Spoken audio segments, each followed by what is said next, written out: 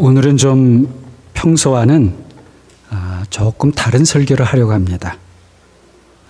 지금 저의 설교가 아니고 다른 분의 설교를 설교하려고 합니다. 조금 제가 어려움을 느꼈지만 이거 꼭 이 설교를 저의 이 입술과 마음을 통해 여러분에게 전하고 싶다, 그런 마음이었습니다. 그리고 오늘 제목이 믿음에 관하여, 이런 제목인데, 믿는 우리가 초점이 되는 것이 아니라 우리의 믿음의 대상이 되시는 하나님께 초점을 그런 맞추는 설교가 됩니다.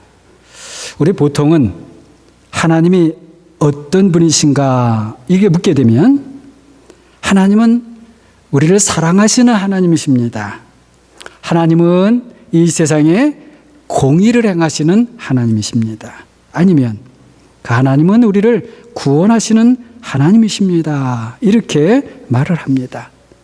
또 우리를 그렇게 믿고 있습니다. 다 맞는 말입니다. 그런데 오늘은 좀 다른 측면에서 말씀을 드리려고 합니다. 한마디로 말씀을 드리면, 우리가 믿는 하나님은 아버지와 아들과 성령 하나님이시라는 것입니다. 물론 이것도 우리가 정리해서 삼위일체 하나님 이렇게 말을 하고 우리가 많이 들었지만 여전히 좀 어렵게 느껴질 수가 있지요. 여러분, 이렇게 이해를 하시고 마음의 정리를 해두시면 좋습니다. 하나님은 아버지와 아들과 성령이시기 때문에 사랑의 하나님이시고 또 공의의 하나님이시고, 그리고 우리를 구원하시는 하나님이신 것입니다. 아버지 하나님, 아들 하나님, 성령 하나님을 떠나서는 사실은 사랑의 하나님도 공의의 하나님도 우리를 구원하시는 하나님도 우리가 올바르게 생각하고 또 사실은 정확하게 말을 할 수 없다는 것이죠. 자, 오늘 우리가 함께 본 성경에서도 예수님께서 분명히 말씀하셔요. 자, 23절을 보게 되면, 나를 미워하는 자는 또 누구를 미워한다고요? 나를 미워하는 자는 누구를? 내 아버지를 미워하는 것이라고 말씀하셔요. 또 26절에서는 내가 아버지께로부터 너희에게 보낼 보혜사, 곧 아버지께로부터 나오시는 진리의 성령이 오실 때에 그간 또 나를 증언하실 것이요, 이렇게 말씀하죠. 자, 분명하죠. 하나님의 아들 예수 그리스도께서 아버지를 말씀하시고 또 성령을 말씀하셔요. 자, 우리의 경험을 한번 기억해 보십시다. 우리가 세례를 받아서 새 사람이 되었을 때에 누구의 이름으로 세례를 우리가 받았습니까? 누구의 이름으로요? 교회의 이름으로입니까? 아니면 어떤 목사님의 이름으로입니까? 아니죠. 누구의 이름으로? 아버지의 이름과 아들의 이름과 그리고 성령의 이름으로 우리가 세례를 받았습니다. 이렇게 우리가 믿고 섬기고 예배하는 아버지와 아들과 성령에 대해서 말씀드린 대로 오늘은 제 설교가 아니고 4세기, 이 4세기 그러면 어떤 느낌이 듭니까? 4세기에 어떤 분의 설교를 여러분에게 말씀드리려고 합니다. 베드로전서 1장 1절에도 나오는 갑바도기아라고 하는 지방이 있는데, 카파도시아, 지금 터키라고 하는 터키 나라 안에 있는 그런 지방입니다. 거기에 그 지방에 가이사랴 도시라고 하는 도시의 감독 바슬이라고 하는 분의 설교입니다. 제가 이번에 여러 설교를 쭉 보다가 이 설교는 함께 나눠야 꼭 되겠다. 하나님께서 주신 마음으로 믿고 여러분 앞에 서게 되었습니다. 자, 번역을 한 것이라 좀 어색한 부분이 있을 수도 있습니다. 이해를 부탁드리면서 다만 참고로 말씀을 드리게 되면 이분의 설교가 있을 당시에는 성령의 역사를 사람들이 분명히 보고, 말하자면 병자가 낫고 방언을 말하고 여러 가지 놀라운 기적과 이적들이 나타나고 보고 경험하면서도 그 성령을 아버지와 아들과 함께 참 하나님으로까지는 인정하지 못하는 사람들이 많이 있었습니다. 그래서 사실 이 설교의 초점은 성령님에게 있고, 그래서 결론 부분을 성령님을 강조하면서 마친다는 것을 염두에 두시면서 여러분이 들으시기 바랍니다. 그리고 우리가 21세기 오늘 살고 있지만 그런 시간의 간격 차이를 넘어서 마치 여러분이 지금 4세기의 성도가 되신 것처럼 그런 마음으로 들으시면 좋겠습니다. 여러분, 신약성경은 몇 세기에 기록된 거죠? 신약성경은 1세기에 기록이 되었습니다. 1세기에 기록된 것을 오늘 우리에게 하시는 말씀처럼 듣는 것처럼 4세기에 되어졌던 설교를 여러분들 한번 오늘 우리에게, 아니면 여러분이 그때에서 그때 자리에서 듣는 것처럼 한번 들으시면 좋겠습니다. 자, 경건은 하나님을 쉼 없이 우리 마음에 늘 모시는 것입니다. 하나님을 사랑하는 영혼은 이 점에서 만족이란 걸 모르지요. 이렇게 우리가 하나님을 가까이 하고 마음에 모시면서 살지만, 그렇다고 해서 우리 사람의 말로 그 하나님이 어떻다, 하나님 이런 분이라고 다 설명한다고 하는 것은, 그것은 아주 무례한 일입니다. 왜 그렇습니까? 우리의 이 사람의 마음이라는 것이 사실은 참된 실제로부터 너무 멀리 떨어져 버렸고, 더욱이 우리의 이 말이라고 하는 것이 우리의 마음을 충분하게 제대로 전달하지 못하기 때문이죠. 그렇기 때문에 다른 말로 하게 되면 우리의 마음이 덜펴졌고, 그리고 우리의 말이라고 하는 것이 우리의 생각조차도 제대로 다 표현해내지 못한다면 차라리 우리가 하나님에 대하여서 침묵하고 있는 것이 여러분 더 좋지 않을까요? 이렇게 하는 것이 오히려 하나님의 그 경이로우심을 우리의 말의 이 빈약함으로 깎아내리게 하지 않게 되는 것일지 모르겠습니다. 하나님을 영화롭게 하고자 하는 열망, 그것은 우리 믿는 사람에게는 자연스러운 일이지요. 하지만 그 하나님을 그만큼 보배로운 분으로 말하는 능력은 사실 우리 모두에게 너무나 부족합니다.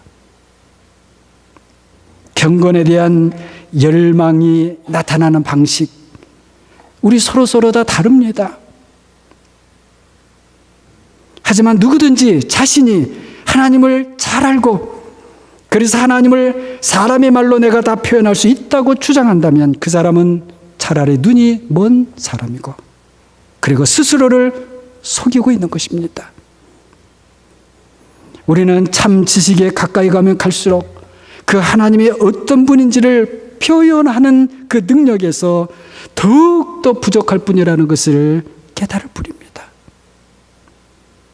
아브라함이 그랬고 모세가 그랬습니다. 그들이 하나님을 볼 수 있는 기회가 주어졌을 때에 바로 그 순간 그들은 자신들의 무능함을 고백했습니다. 아브라함은 창세기 18장 20절에서 자신을 하나님 앞에서 먼지와 채라고 했고요. 모세는 출애굽기 4장 10절에서 자신을 가리켜서 입이 뻣뻣하고 혀가 둔한 자라고 했습니다. 그 혀의 둔함 때문에 그는 자신이 경험한 하나님의 놀라우심을 도무지 제대로 표현할 수 없다고 생각을 했던 것은 아닐까요? 그렇지만은 지금은 모든 귀가 그리스도로 말미암아 참 지식의 가르침을 받기 위해 열려 있고, 교회는 그런 가르침을 듣기를 계속해서 열망하기 때문에 우리는 우리가 할 수 있는 정도에서 이야기하기 원합니다. 우리는 하나님의 위대하심을 충분히 다 말하지는 못하지만 우리에게 가능한 정도에서 말할 수 있다는 것입니다. 우리 눈이 하늘과 땅 사이의 그 모든 것을 다 바라볼 수 없다 할지라도 우리가 할 수 있는 정도에서 힘을 다해 그것을 주목해서 한번 바라봅시다. 사람의 이 말로는 도무지 제대로 표현하기 힘들지만 우리의 경건의 열망이 요구하는 한번 그것을 따라서 가보자는 것이죠. 물론 우리는 사람의 모든 말을 넘어서는 그 하나님과 그분의 본성의 위대함을 진정으로 우리 인정하고 그 앞에 무릎을 꿇을 줄 알아야 합니다. 여러분, 천사의 말들, 천사장들의 말들조차도 하나님의 그 위대하심을 표현하는 데에는 하나님의 아주 작은 것조차도 다 표현할 수 없을 것입니다. 지금 여러분이 지금 이 자리에서 어떤 하나님에 관한 어떤 것을 혹시라도 말하려거나 듣기를 원한다면 자, 여러분 한번 생각해 보세요. 어떻게 우리가 그렇게 할 수 있는가? 우리 각자의 몸에서부터 먼저 자유롭게 되고 그리고 여러분의 감각적 시야로부터 내게 보여지는 것, 들려지는 것, 또 느껴지는 모든 것들로부터 자유로워져야 되는 것이죠. 그리고 우리가 살고 있는 이 땅조차도 뒤에 남겨놓고 그리고 땅을 휘둘르고 있는 그 바다, 대양도 떠나서 공중 위로 한번 우리가 올라간다고 생각을 해봅시다. 그 모든 지구 안에는 일상의 시간들이 있고요. 그리고 계절의 변화들이 있습니다. 그리고는 지구는 움직이고 있지요. 그거를 떠나 또 올라가 봅시다. 대기권 위로 올라가고 그러면 거기에는 별들이 있습니다. 별들과 별들의 그 경이로움 그리고 별들의 그 조화로운 질서 그것들의 엄청난 규모와 움직임 그 우주계에서 무리를 짓기도 하며 흩어지기도 하는 그 은하계들까지도 우리가 지나간다고 생각을 해봅시다. 여러분의 생각에서 이 모든 것들을 지나가서 그 하늘 위로 올라갔을 때에 거기서 여러분의 마음으로 거기에 있는 아름다움을 한번 바라본다고 생각해 보세요. 거기에는 하늘의 군대들, 천사들의 찬양들, 천사장들의 위엄들, 권세의 영광들, 보좌의 뛰어남과 권세들, 능력들이 있습니다. 여러분이 모든 것들을 다시 지나 올라갔고 여러분의 생각에서 모든 창조된 질서들을 초월했고 그런 다음 여러분의 생각을 이런 것들을 넘어서 들어 올릴 때에 하나님의 본성과 성품을 묵상해 보시기 바랍니다. 하나님의 영원하심, 불변하심, 하나님의 대체 불가하심, 고통을 모르심, 단순하심, 섞여지지 않으심, 결코 나누어지지 않으심. 디모데전서 6장 16절 말씀처럼 우리가 감히 가까이 고자 가지 못할 빛이 되심, 말로 다 표현할 수 없는 권능과 비교할 수 없는 그 위대함, 탁월한 영광, 모든 존재한 것들이 우러러 볼만한 그런 선하심, 말로는 다 표현할 수 없으나 그 영혼을 풍성하게 하는 너무나 독특하신 특별하신 그 아름다우심, 사람의 말로 어떻게 다 표현할 수 있을까요? 정말로 참으로 놀라울 뿐입니다. 그런데 바로 거기에서 우리는 창조되지 않은 본성을 지니시고 모든 영광에 뛰어난 영광의 위엄과 함께 본래적으로 본질적으로 선하신 그 아버지와 아들과 성령을 보게 됩니다. 아버지는 모든 것 위에 뛰어나시고 존재하는 모든 것의 원인이 되시고 그리고 생명의 뿌리이십니다.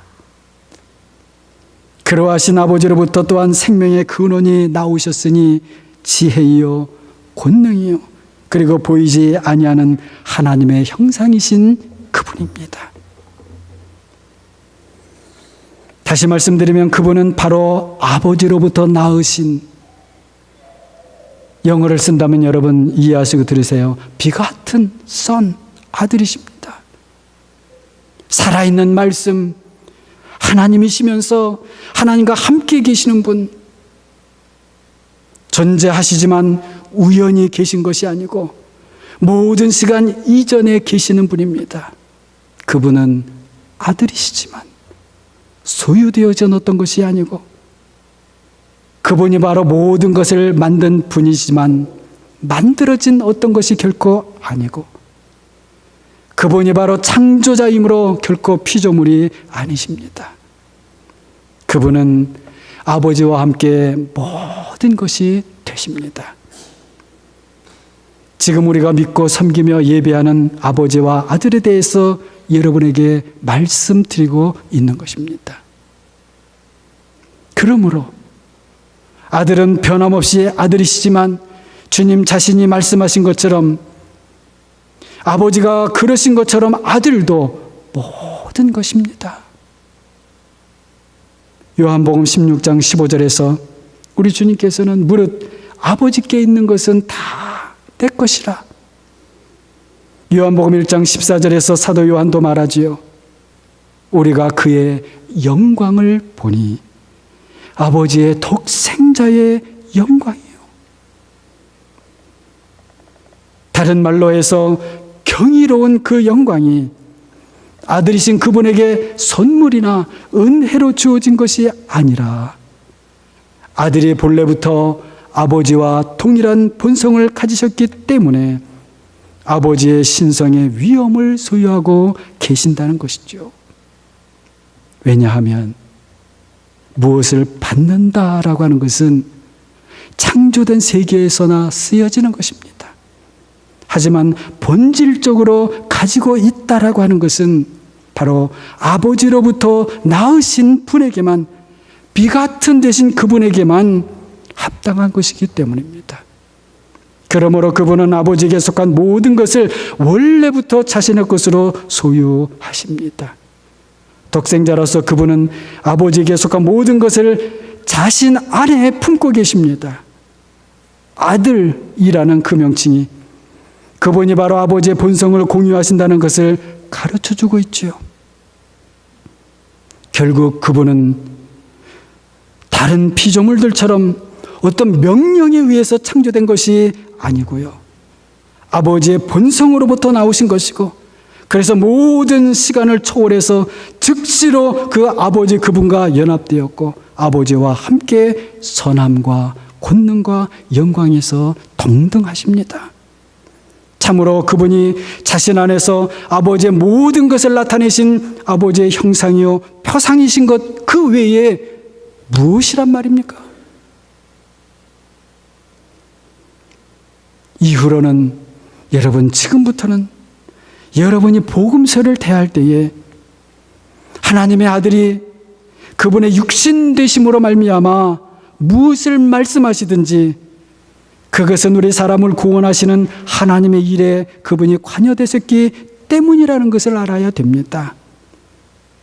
그분이 나는 보내심을 받았다라고 말씀하시고 그분이 나는 나의 뜻을 행하러 온 것이 아니다라고 하시고 그분이 나는 명령을 받았다라고 말씀하실 때에 어느 누구도 이런 것들을 독생자의 신성을 훼손할 기회로 삼아서는 안 됩니다. 마찬가지로 그분이 여러분의 연약한, 우리와 같은 연약한 인간 상황으로 내려오신 그것을 전능하신 분의 위엄을 축소하려는 것으로 사용해서도 안 됩니다. 대신에 우리가 성경에서 예수 그리스도를 대할 때에 하나님에게 합당한 방식으로 그분을 바라보아야 하고요. 그리고 그분의 낮아지시고 겸손한 말씀들은 우리의 구원을 위한 하나님의 섭리와 관련된 것으로 생각해야 하는 것입니다. 우리가 여기서 이런 문제들을 이야기하자면 시간이 부족할 거예요. 그러므로 우리가 말하고자 하는 이제 성령 하나님께로 우리가 나아가 봅니다. 물질적인 욕망들로부터 순결해지고 모든 피조 세계를 뒤에 남기고 그리고 마치 물고기가 깊은 바닷속에서부터 물 위로 올라오기에 수용하는 것 같은 그런 마음, 바로 그런 마음을 가진 사람이 아들이 계신 그곳, 그리고 아버지가 계신 그곳, 거기서 성령님을 볼 것입니다. 성령님 역시 선하심과 의로우심과 거룩하심과 생명되심에 관한 모든 것을 본래부터 본성상 가지고 계십니다. 성경이 말하기를 그분을 하나님의 선한 영이라, 의로운 영이라, 그리고 거룩한 영이라고 말씀합니다. 사도 바울은 생명의 성령의 법의를 말하죠. 이런 것들 중에 어떤 것도 성령님이 후에 획득하게 되었거나 또는 후에 우연히 덧붙여진 것은 결코 아닙니다. 대신에 열이 불로부터 그리고 밝음이 빛으로부터 분리되지 않는 것처럼 그렇게 거룩함과 생명을 주심, 그리고 선하심, 그리고 의로우심이 성령님으로부터 분리되지 않습니다. 바로 성령님이 거기에 계십니다. 그 복된 하나님의 본성 가운데 말이죠. 성령님은 여러 가지 피조물들과 함께 계수되지 않습니다. 다만 삼위일체 하나님 안에서만 보여질 뿐입니다.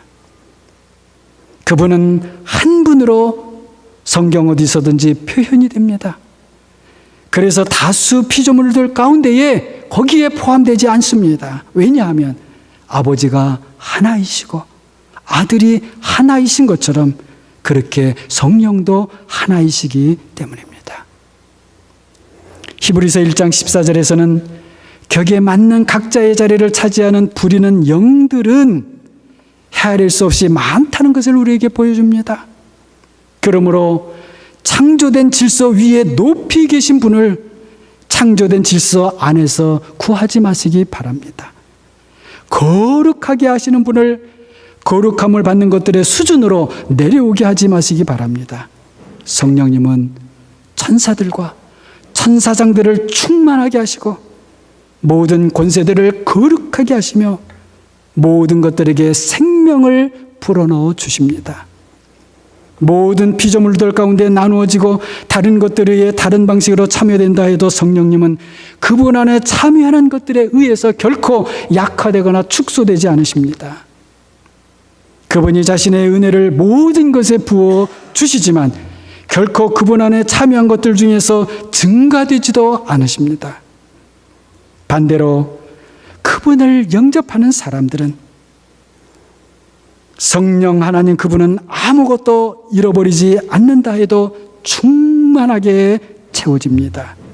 마치 태양이 다양한 물체에 비춰지고 그리고 이러한 물체들에 의해 다양한 방식으로 참여된다 해도 그 태양이 결코 참여하는 물체들에 의해 어두워지지 않는 것처럼 그렇게 역시 성령님도 모든 것에 그분 자신의 은혜를 부어주시지만 작아지지 않고 분리되지 않은 채 계십니다.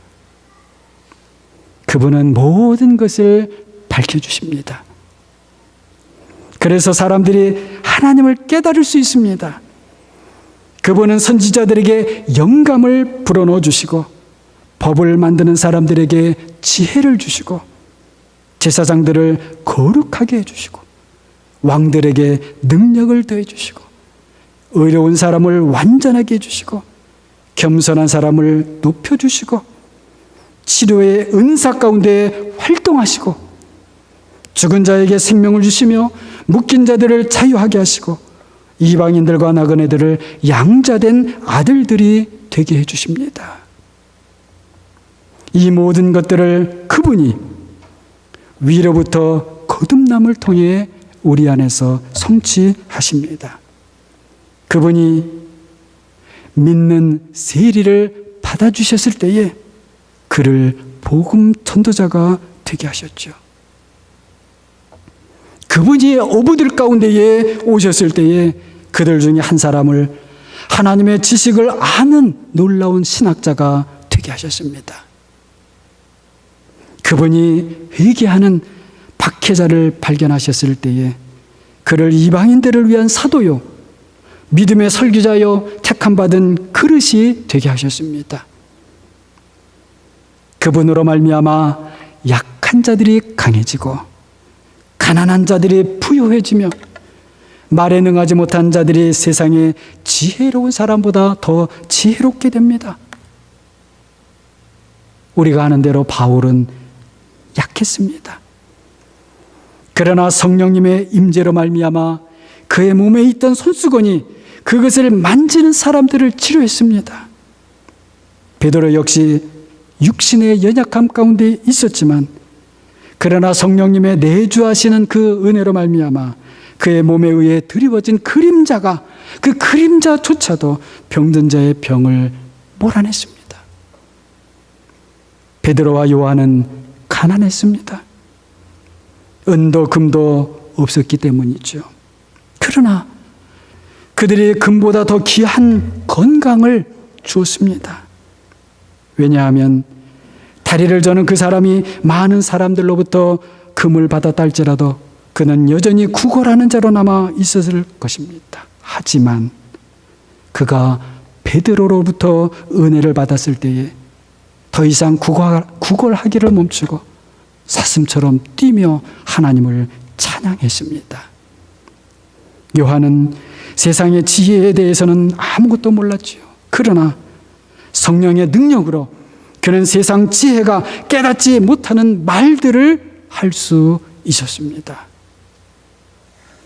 성령님은 하늘에 계시면서 땅을 충만하게 하십니다. 그분은 모든 곳에 계시면서 어떤 곳에도 묶여있지 않습니다. 그분은 각각 이곳에 충만히 계시고 그분의 충만하심 가운데에 하나님과 함께 계십니다.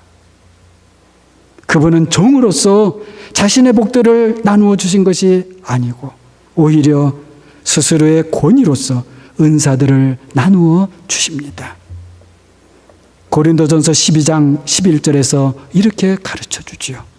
이 모든 일은 같은 한 성령이 행하사 그의 뜻대로 각 사람에게 나누어 주시는 것이니라. 성령 하나님이 우리 주 예수 그리스도의 은혜로 말미암아 우리의 영혼에 임재하여 계시고 우리를 결코 떠나가지 않으시도록 우리 기도합시다. 오직 그분에게만 영광과 능력이 세세에 무궁하기를 원합니다. 사랑하는 여러분은 지금 4세기 카파도시아라는 지역의 가이사랴의 감독 바실레라는 분의 설교를 들었습니다. 제가 받은 은혜와 감동이 여러분에게도 있기를 바랍니다. 이제 말씀을 마칩니다. 성령님은 우리를 예수 그리스도 하나님의 아들에게로 인도하십니다. 아들은 우리를 아버지께로 인도하십니다. 그리고 아버지는 아들 안에서 성령으로 우리에게 영생을 주십니다. 영생을 얻은 우리는 성령으로 말미암아 오직 은혜로 아들이 원래부터 본질적으로 가지시는 아버지와의 사랑의 관계에 참여하게 되는 것이죠. 하나님의 아들 예수 그리스도의 십자가의 죽으심과 부활하심으로 말미암아 우리가 받은 영생으로 아들과 같은 권세와 능력을, 그리고 자유와 평화를, 그리고 회복과 치유를, 그리고 하늘의 모든 신령한 복들을 성령 안에서 마음껏 누리시는 사랑하는 목양의 모든 성도님들이 되시기를 주님의 이름으로 간절히 축원합니다.